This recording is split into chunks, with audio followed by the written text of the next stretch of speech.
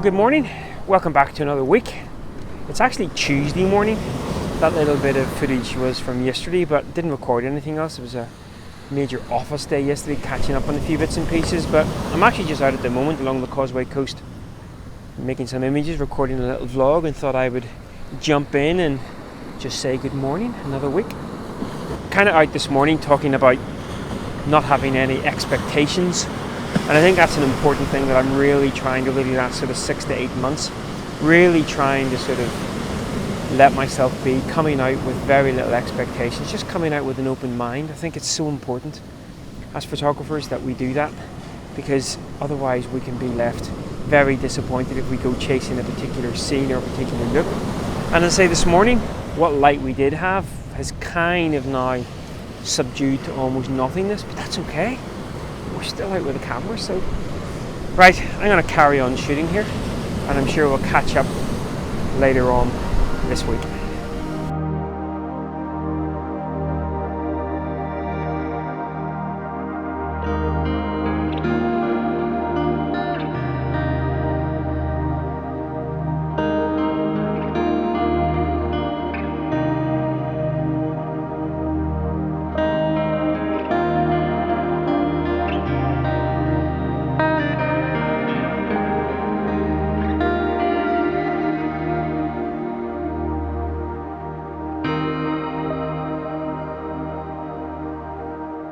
Well, good afternoon, folks. Wednesday afternoon. Haven't really recorded a huge amount these last couple of days. Been a bit of a kind of week, but got a little delivery this morning from Mixam.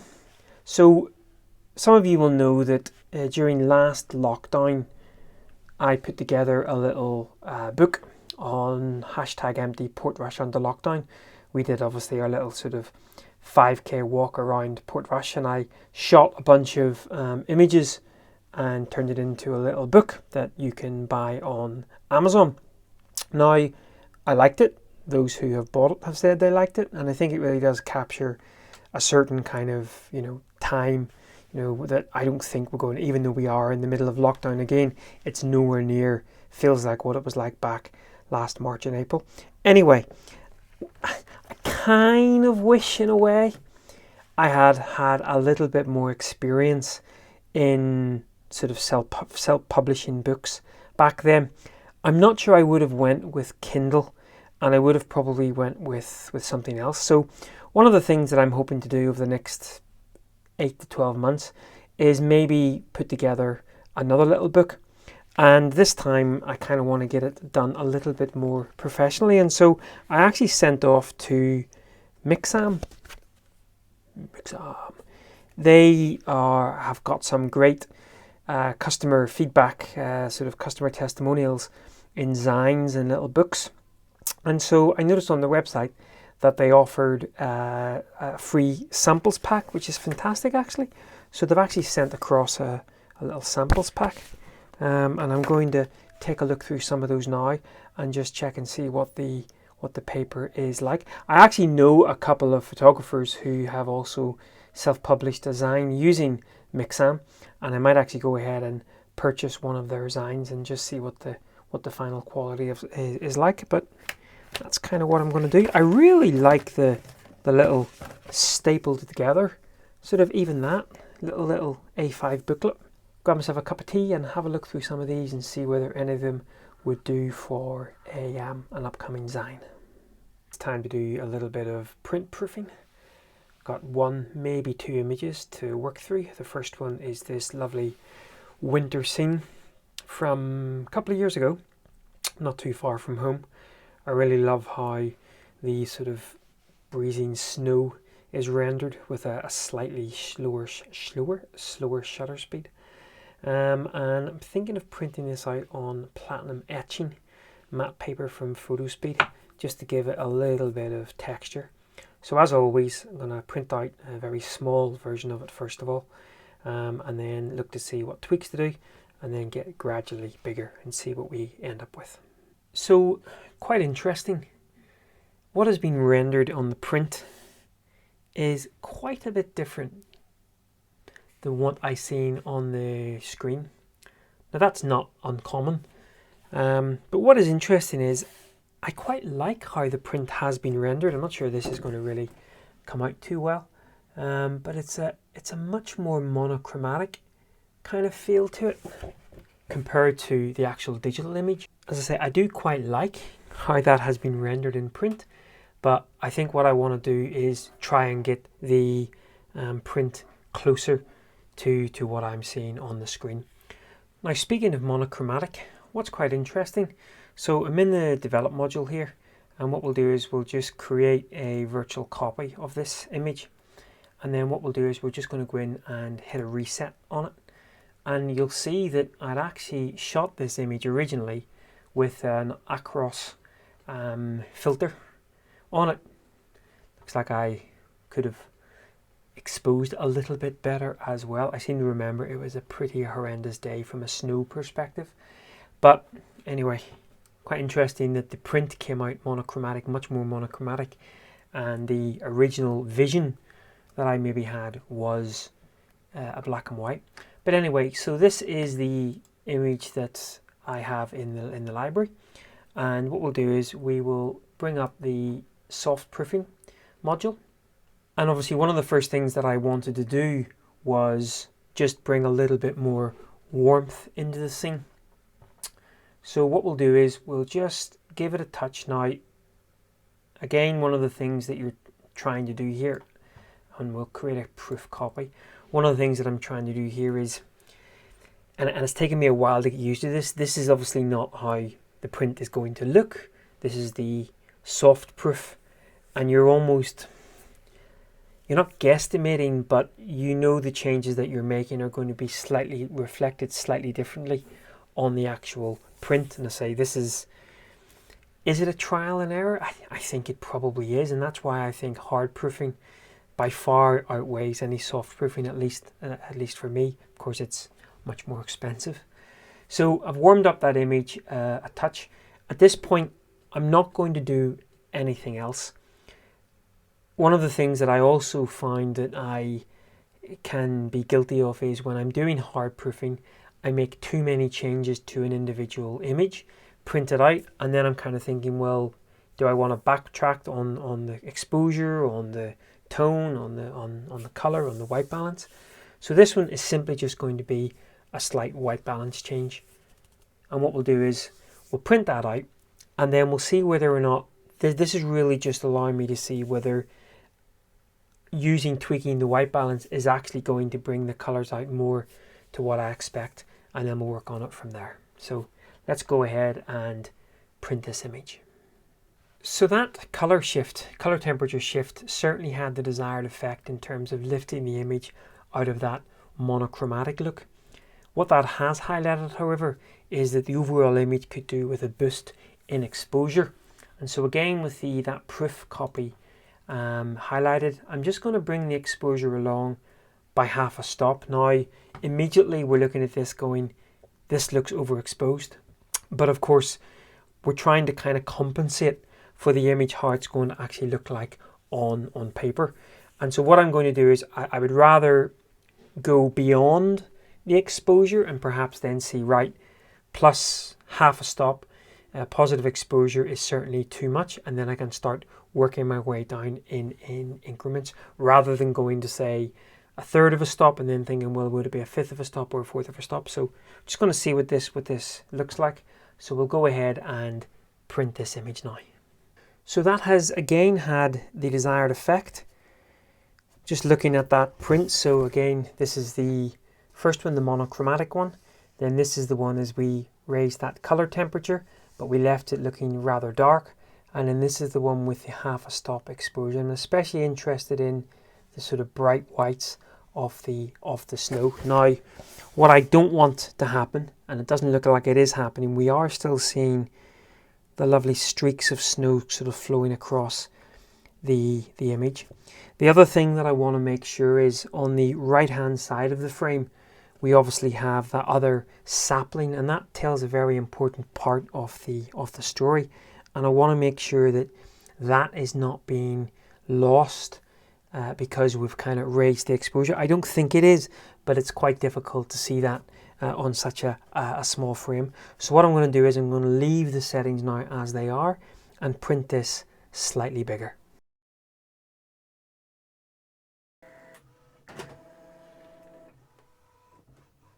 So I'm actually just in the process of doing another print. In fact, I did one other print and I just did a couple of little tweaks to both the whites, the blacks and the contrast, just to bring out a little bit more punch.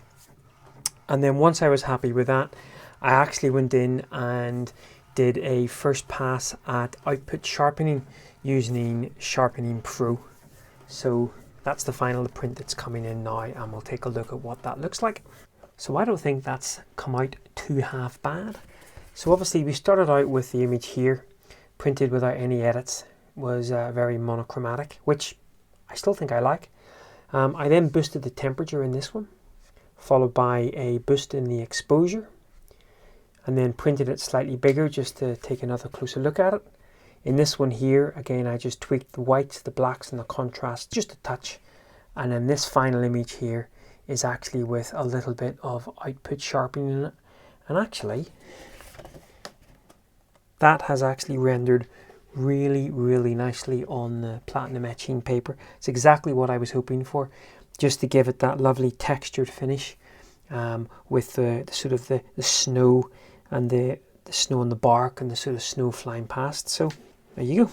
Well, I hope you find that interesting. So basically what I would do now is I would live with this image for a while in different lighting conditions. You've probably heard me talking about that before. At the moment I'm in a artificially lit room. I could obviously raise my blind. Quite a sunny day out there actually. But what I'll do is I'll end up going and probably pinning this up somewhere in the lounge where it maybe gets a little bit of light throughout the day, and just see what it ends up looking like. But yeah, a little bit of hard proofing. Why not, eh? Why not? And as always, the photo speed papers, this platinum etching paper, I really, really like that textured finish. Just very quickly before we jump off, what is interesting is this is what the soft proofed edited image looks like in Lightroom compared to the final image on print. Bit of a difference, isn't there? Right. I think I deserve a chalky bicky. Actually, no chalky biscuits. We've given up chocolate for Lent. I'm a glutton for punishment, me.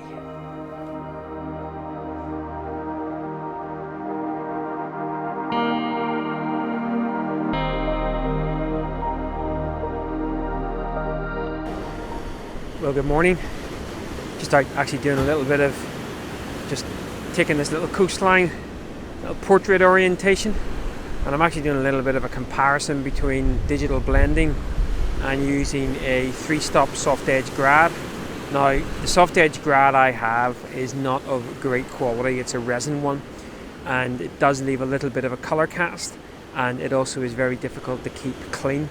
In the market, I'm considering moving away from format high tech. There's been a few issues, let's say, that I've had with the kit over the years, and I'm thinking of going full on a whole new filter system, maybe. But as part of that, I do think I want to start using grads more. I really love to see the image sort of in completion on the back of the screen. So I'm going to go back. We're now getting a little bit of light on the hillside here, as you can see. So I might change my composition just a touch and take another couple of images.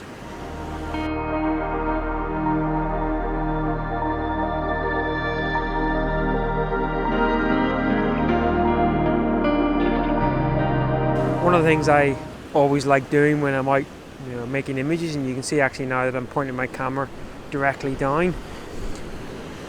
Again, I've spoken about this a huge amount of times on the channel. You set up a scene, you shoot through the decent light, and then you can be almost fooled into thinking that the light is still as good as what it was, and so you carry on shooting, and ultimately you come back with a bunch of images, of which maybe 50-60% of them you cull straight away because you've already captured that better light. And that's kind of what's happened here. The light is okay, but it's kind of dissipated a lot from what it was. Now, it was very subtle to begin with, but it has dissipated. And so, but down here, we actually have some lovely still pink glow on the rocks, some lovely sheen on the rocks, and so I've completely changed my viewpoint, removed that grad, still got the 4-stop on, and just shooting down in here, getting about a 3-4 second exposure, and I think it just creates some, I really love the sheen on those rocks, so not really polarizing things too much, keeping some of that sheen, so just adapting to the environment as I'm sure we all do. Now the other thing now, I wouldn't be able to do anything this morning, and I don't think the waves are quite as high, but right behind me here, or in front of me, behind you, where these waves are kind of catching that early morning light, they're just starting to curl over. Maybe a slightly longer lens, get my 1-400 out. Next couple of days, if we get any light coming over that horizon, and maybe do a bit of photography over there. So anyway, back to the images.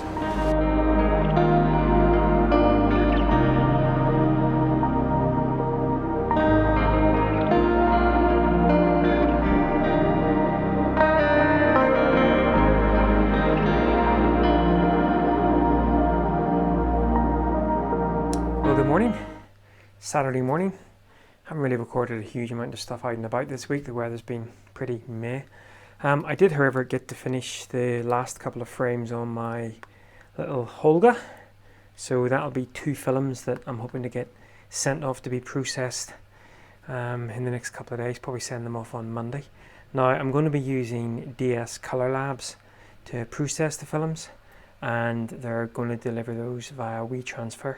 If they kind of work out and that seems okay, then I'll probably buy myself a little set of black and white films and actually maybe put together a little bit of a Holga project at some point. So I have another little idea as well about a Holga that I'll talk about in an upcoming vlog. But the things you find when wandering around your house, Nicola really does not want to get rid of those boots. Piecing them together with clamps. Right, just finished a run and walking Boris the crazy foster dog, who's actually going to see potentially his new forever home tomorrow, so fingers crossed for that, although it's always a bit of a hard time whenever they leave. But then it's time for coffee, I think. Catch up soon.